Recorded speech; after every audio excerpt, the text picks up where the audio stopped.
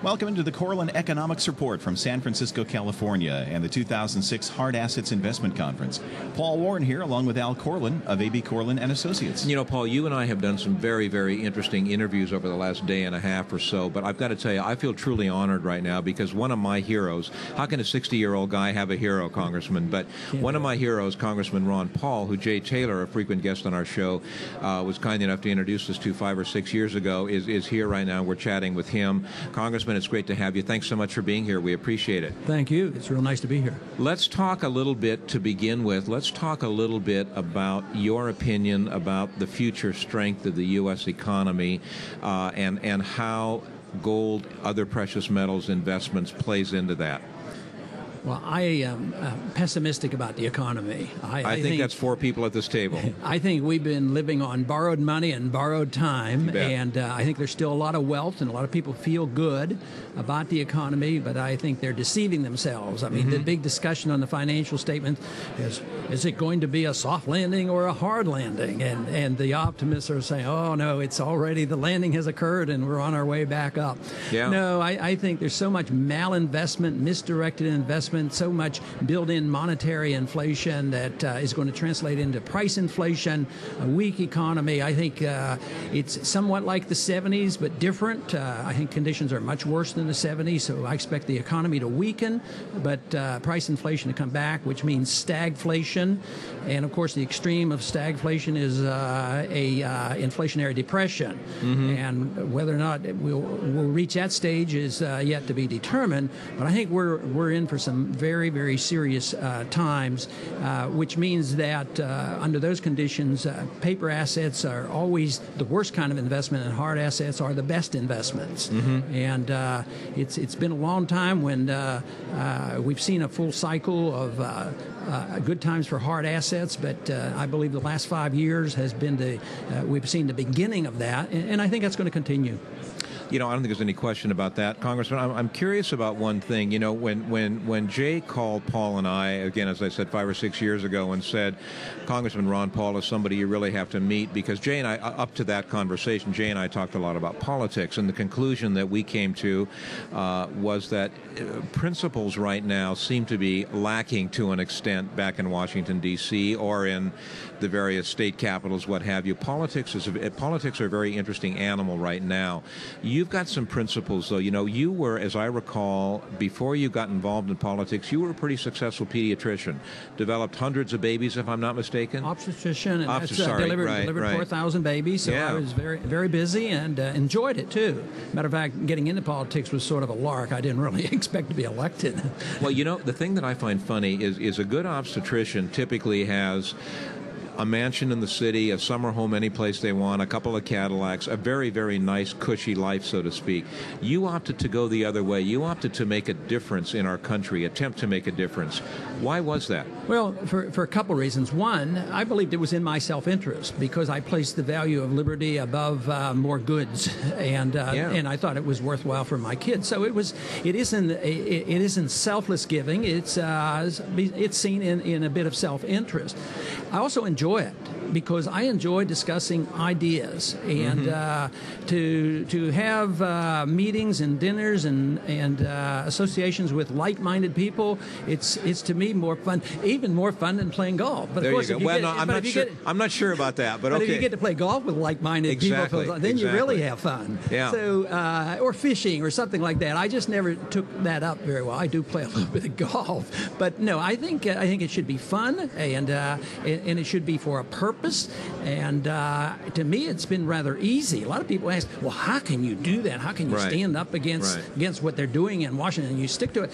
Matter of fact, it would be very difficult for me to do it the other way. If you said, well, on this occasion, we want you reelected, so please bend a little bit and be practical here and don't vote this way because it's not that important. You know, it's just one vote. That would, you know, it's just that my makeup is such that I wouldn't be able to do that. But when you come down to the real foundation of the United States, that's not what it's all about. I mean, our country got to be where it was, and I'd have to say where it is today, because of the principles that we had. I see those principles kind of being, as you say, bent a little bit right now for self-interest. What are your comments on that? Well, I think what has happened is that we've lost respect for the rule of law. We have a good Constitution, and it's very important. We've abused it. But it's really a principle of the rule of law that we should protect. And since we, as a people, have been very fortunate, though imperfect, the Constitution has provided a lot for our families previously, because we have become very wealthy and we've enjoyed a tremendous amount of freedoms. But it's the rule of law, and fortunately following the rule of law, the Constitution has been beneficial. But now we lack respect for the rule of law, and we don't follow the Constitution, and that's how we've gotten ourselves into such trouble. That is the truth. Yeah, that's the truth, Paul. Congressman, I want to ask you something that I think goes to the heart of what everybody's dissatisfaction with politics is right now. We elect people and we send them to Washington or our state capitals or wherever based on what they say they want to do or what their principles are. They get there and they become too pragmatic. They don't compromise when we wish they would, and they compromise on things that we feel are principles that should not be compromised. You have made a great example for people by, in some cases, taking stands that are opposed by most people in your district, and yet those same people vote to re-elect you. Why don't more elected officials take the example from you and other people like you, that if they hold to their principles, even if it's one I don't particularly agree with, that makes them more electable? I mean, you just went through redistricting in Texas, and so you're in a new district that you've never had before, and still won 61% of the vote in a year when Republicans got hammered. Well, I guess you'll have to ask those others, why they don't do it. I don't know. But they believe they can't be reelected. And, of course, my goal has been to try to set an example where I can show that you can stick to those principles and get reelected. And so far, so good. We've been able to do that. And it is true. It isn't always easy. For instance, prior to the district I have now, it was 90% agriculture. I had 21 counties, and it was essentially all farmers. But I never voted for farm subsidies. And you still got reelected. And got reelected. How do you explain that? By being upfront with them. Yeah. And the truth is that they haven't benefited that much by subsidies. I said, well, if the subsidies have helped you, and we've had them for 70 years, why aren't you all rich? And the family farmer's still struggling. I said, all the funds are going to the corporate farmers. Exactly. And then I play on their true beliefs. Property rights, inheritance taxes, federal regulators coming on their property, and they say, that's right, Second Amendment, Texas farmers. So they say, they all of a sudden found out that they agreed with me on a lot of issues, but it's the organizations, whether it's the AMA in medicine that never really was a supporter of mine, right, or whether it's the farm unions. They don't support the small farmers. They become politicized. They become part of the system. And that's what a lot of politicians don't realize. They see, the farmers organization doesn't support this bill, so I have to vote for it, or they'll be after me. And I think they sometimes are just lazy. They don't want to go home and explain it, and tell the people why they've done such a thing, certain things. One of the interesting things that's happening in this conversation right now is a fellow who I have known, as I said, for a long time, who I've never pictured this gentleman as being a wallflower, as Jay Taylor. And Jay hasn't said a word yet. Jay, what do you have to say to your buddy here? Well, I guess I would like to ask the congressman whether he thinks there's going to be any policy shift on the monetary front. Congressman Paul is on the House Finance Committee, I guess it is, with the new Fed chairman. I'd just like to get his remarks if he thinks it's going to make any difference, or if there will be, if Mr. Bernanke may be more inflationary than Mr. Greenspan, even who was a great inflationist. Yeah, there probably won't be any significant change. The important thing to remember about monetary policy, it's more secretive than the CIA. I can find out more information from the CIA, which is very secretive, than I could from the Open Market Committee. I can't attend that or find out, and they don't allow us to know what's going on. Isn't that an interesting comment? I mean, that's an interesting comment on our system. Yeah, because there's a lot more money. There's a lot of money wasted in the CIA, and it gets us into a lot of trouble. But the big money, all the money in the country is manipulated by the Federal Reserve. But on monetary policy, now the new chairman, Barney Frank, told me that he says, I'm looking forward to it because you and I can work together in checking up on the Federal Reserve, which he's more than a Republican would do. So I'm encouraged by that. But Barney Frank is a liberal, and he wants the Fed to have lower interest rates, as a liberal would, and not understanding the whole issue. But where I think we'll make inroads is on more transparency. I think that we might be able to at least publicly pressure the Fed and maybe the working group on financial markets, find out what they're doing, and maybe at least put pressure on them to tell us how central bank coordination is used. I think that's a big secret that nobody even talks about, but I think that's very big. This central bank coordination, and of course the financial markets, the working group on financial markets is big. And here we have Bernanke who talks about transparency. So the first thing he does is takes away transparency. He doesn't even allow us to know what the money supply is doing. Takes away M3. I find that to be really, really interesting. I was going to ask you about that. I mean, and is that statistic going to come back and be as obvious as it was, let's say, 3 or 4 years ago? I doubt it.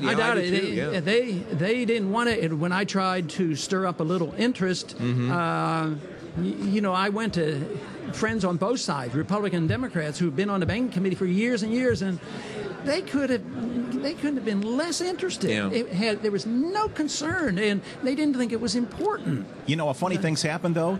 M3 is now being calculated externally by the private sector. Sure it is. Which means that all that's happened is that the government, or that the Fed has lost control of publishing that number. That's good. I think that's definitely good.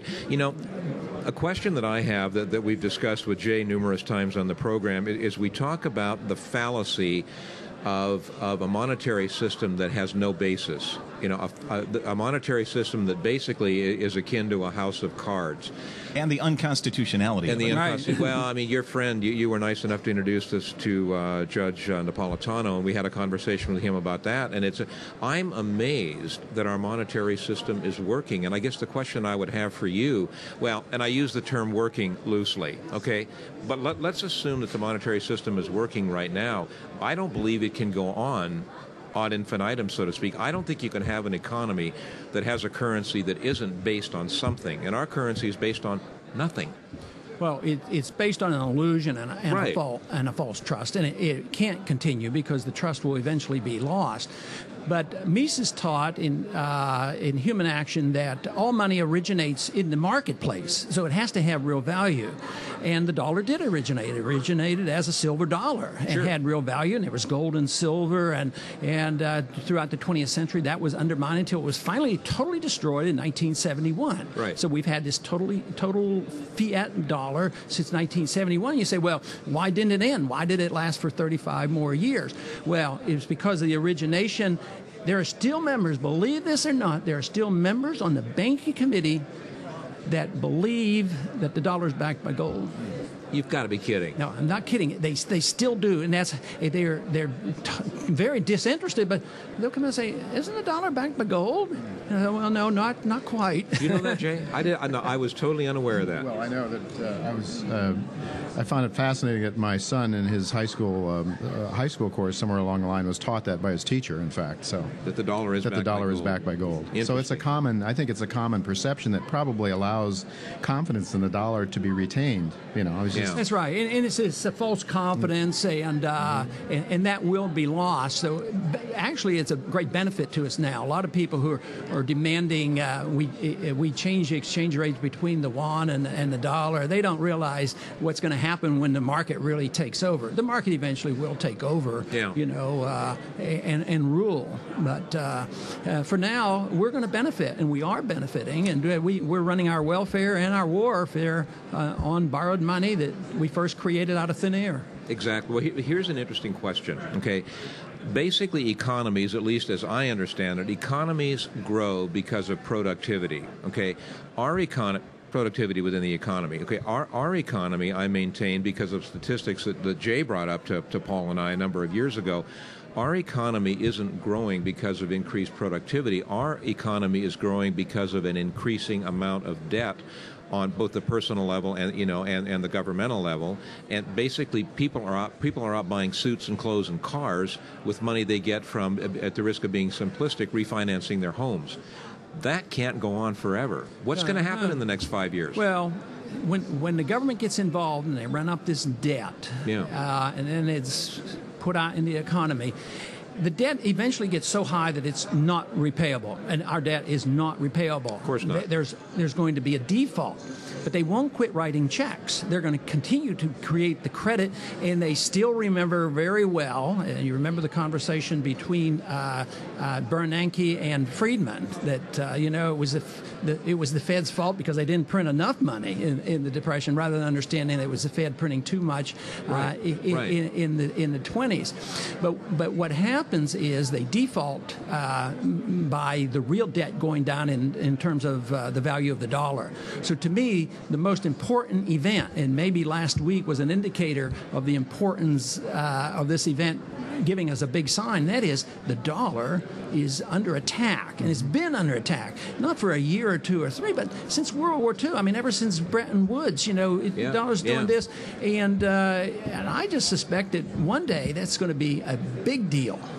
For most people in a crowd like this, it's already a big deal, and they're watching it carefully. You bet. But someday it could be a big enough deal that even the members of the Banking Committee in the U.S. Congress will take notice. Well, you mentioned Bretton Woods, and you mentioned Bretton Woods and some other things, and that takes me back to my undergraduate days and graduate days. And based on what I learned back, I hate to say this, back in the mid '60s, and then in graduate school in the early to mid '70s, is because of economic fundamentals, it's going to be absolutely terrifying what happens in this country when people put on the glasses and realize the emperor is not wearing any clothes. Mm-hmm. And I guess the question I have, and I know we have to wrap this up because you're a busy man right now, but the question I have is, do you have any thoughts on when that may happen in terms of a time frame? Yeah, but they're not worth all that much. Well, it's worth it. Listen, it's worth it to Paul and I. What do you think? The most important thing is nobody knows. Yeah. But we still make estimates, I guess. And we're a lot closer than we were 35 years ago, obviously. I would be pretty amazed that if we don't have a major event in the next 5 years. But, I would agree, yeah. But the way I look at it is that the foundation is gone. I mean, what foundation? The foundation to the economic system. The exactly. foundation. It doesn't exist. Or the dollar. That there's no backing to the dollar. There's no convertibility to the dollar. So this is a house of cards. It's in an event. I mean, while we sit here this very week, there might be something happens in the Middle East. Yeah. El Salvador may determine. If he breaks away from the so-called government of Maliki in Iraq, that might set things off, and in the war that we're losing in Iraq or Afghanistan as well, something could happen there internationally that would frighten people that that there's something awfully wrong, and then there's a panic out of the dollar. Mm-hmm. And right now it's in the interest of everybody who's holding dollars, the Chinese and the Japanese, to keep this together. Well, they have to, of course. They have to, yeah. But then there might be remember when they said that the banks and the investors would always keep the Nikkei at 40,000, that they would always buy each other's stock? I mean, it's It was 17 years, and it's still 15, 16,000. Right. So this whole idea that they can keep it together is an illusion, and that's the market speaking. The market is more powerful. So when we get discouraged about the power of the Federal Reserve and the power of the Congress, let's hope and pray that we have enough freedom. And fortunately, now we have enough freedom where we can talk about this. We can actually, not too many years ago, we couldn't even buy gold coins. Now we can buy gold coins, and we can be on our own gold standard. The really positive thing of events like this, and politicians such, I guess I should not use the word politician, but leaders such as yourself, and I mean that very seriously, is that there is no other country in the world where we can have this conversation openly. There is no other country in the world where Paul and I can have a radio show where we discuss issues like this. There's no other country in the world when someone as prominent, for example, as Judge Andrew Napolitano can put out a book lambasting what's going on in the government. I think that very fact is what's going to allow us to survive what I believe is going to be an incredibly large crisis, as you say, in the very near future. And there's one other thing. Your radio show and others like this are very important, but it's the internet. Just think about the internet. I have the record for voting for the least amount of regulation of anybody, probably any place in Congress, but especially on the internet. And it's a politically risky vote to take because my opponent painted me as pro-pornography and pro-gambling because I didn't want to regulate the internet. Of course, I fell back to the old-fashioned belief that maybe parents have something to say about raising kids. How many kids do you have? 5. And how many wives? 4 or 5 wives? I think, just see, one. One wife, right. Big into pornography, huh? Yeah. So that was used against me, but the important issue, and I think most people in a conference like this would understand how valuable the internet is because that's where the information is circulating. Oh, yeah. So I think it'd be hard for them to get rid of the internet or gather up our guns or take our gold coins. Yeah. I don't think it's going to happen. And they were much more passive in the 30s, but I believe Americans today will not give up their guns and they will not give up their gold coins and they're not going to give up their internet, even though we allow our Congress to start into the regulating of the internet for making sure that you're a better person, make sure you don't gamble and this sort of thing. I've got to tell you, I can't thank you enough for being here. I think that's a great place to end this. I think it's very important for listeners, folks at this show, to be aware that we do live in the greatest country in the world, and what you're saying is the regulation may exist, but the freedoms will never be lost, and that's what's going to get us through. Congressman Ron Paul, thank you so much for joining us. Thank you very much. We'll be back with more from San Francisco on the Korelin Economics Report from the 2006 Hard Assets Investment Conference. Thanks for joining us.